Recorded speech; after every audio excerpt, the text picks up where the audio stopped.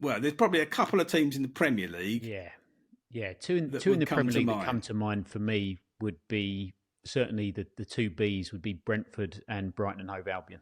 They'd be the two clubs that really come to mind when you think of who's used data to really outperform their resources.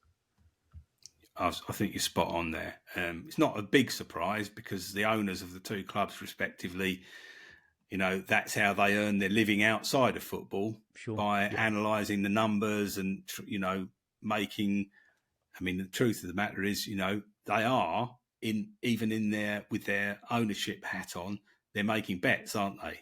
As Yeah. far as recruitment's concerned, because it's always a bit of a gamble.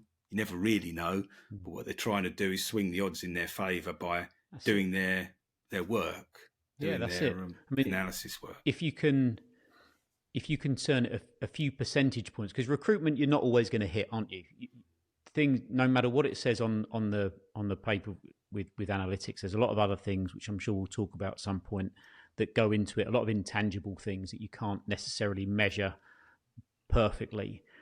But if you could say, well, rather than get it 50-50 hit or miss, if we can 55-60% of the time get a hit and only 40% get a miss, then that should mean that your team progresses and improves its quality of roster or increases the asset value of the players, which you can then flip and turn over again and start the process again. So yeah, it just makes sense, doesn't it? And it shows really where Brighton and Brentford have come from, doesn't it? Of two clubs sort of in League One, and now all of a sudden they're major players in the Premier League.